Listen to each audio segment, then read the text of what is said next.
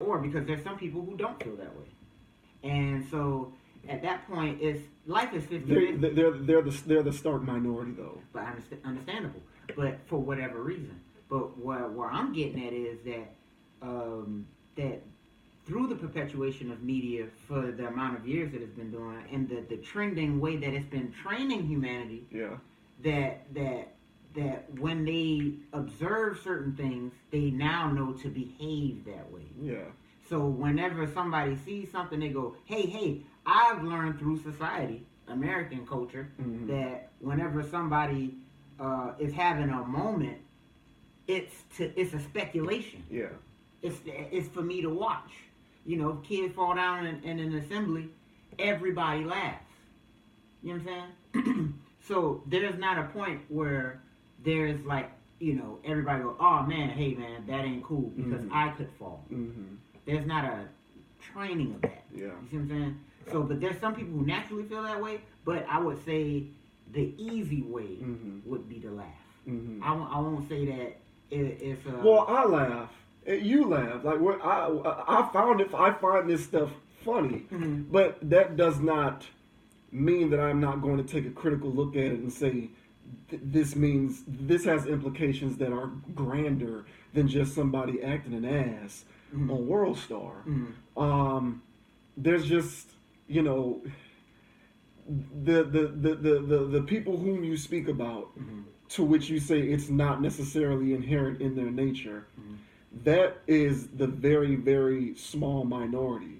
The majority, like, if there was a diaspora, if you will, of people's brain waves and how they work, and not just in America, but in the world at large, if you were to sort of cut that up into a pie, right?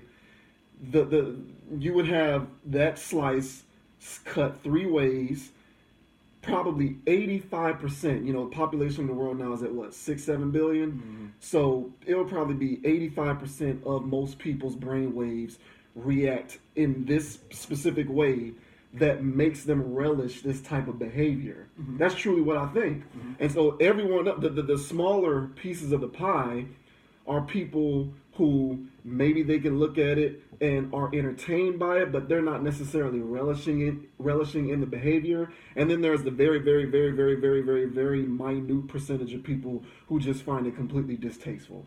I think that that 85% of the people who relish that behavior is the reason why it's propagated so much and celebrated really and supported. It's why people gain notoriety and a career out of it. And I agree. So, but to play to the point, it's just that it plays to the animal side, the non-analytical. So you just said that if somebody took this in and analyzed it and processed it and thought it out, at the end of the day they'll come out and go, I see the humor in this, but this ain't funny. Yeah. You know what I'm saying? Yeah. All right, and because that's what we did before we were talking about other people. Right. So, but other people, again, they've been trained to be animals. They've been trained to be their animal reactionary self. Hey, something's going on and it ain't me, it's funny. You know what I'm saying? Point blank, period. And that's how they train people in their comedy shows. Yeah. That's how they train people on their stand-up things and all this stuff. It's just what people are trained to think is funny. Yeah. It's not funny. Right. But when people see all these LOLs and smiley face emojis, people go, hey, this it must be funny. There Yeah. you go. Yeah. But then there's people who don't comment on that. So Instagram don't attest for people who don't like this. It don't attest for the people who... Yeah, there's no thumbs down on IG. Exactly. And if it did, Instagram would be completely different. I thought about that myself. I said, what if this bitch had a thumbs down button? You bitches wouldn't be posting half of this shit. Yeah. But since people could just scroll over it, just, hey, I'm going to let this shit fly because I don't give a fuck. You know, you would give a fuck if that shit got 30 thumbs down last time. Right, yeah. Yeah. So, but then again... So again, it plays to people's animal side. So it's what's it? Instant gratification. You post something, people like it. But they don't see if 3 people liked it, but 7 disliked it. You never see that. So that 3 likes adds to that instant gratification, even if it's only 3. It ain't 7 dislikes. Yeah. So now it adds to your gratification and adds to the next time you post it again. Right. So there's a science to this whole thing, but my whole thing is when we're dealing with, again, grand people on a grand scale and stuff going down and celebrities crashing and burning. Again, it's these certain things. TMZ, Shade Room, Baller Alert. They're the tabloids. Right. So they're providing what tabloids do, and tabloids are notorious for hyping things up.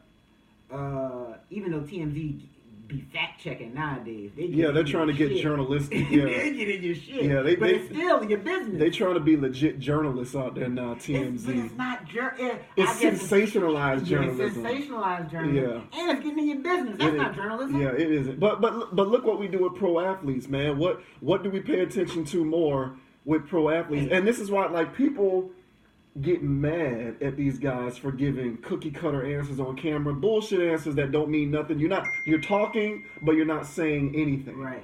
But what do you expect them to do? Because the second that they go off the cuff and say anything remotely natural, it's going to be they're going to get destroyed. They will be crucified, destroyed. Right. The voices who are going to be critical are going to just overshadow completely the voices who are going to be in support of their propensity to just say what they feel on TV. Absolutely. But who do they put the...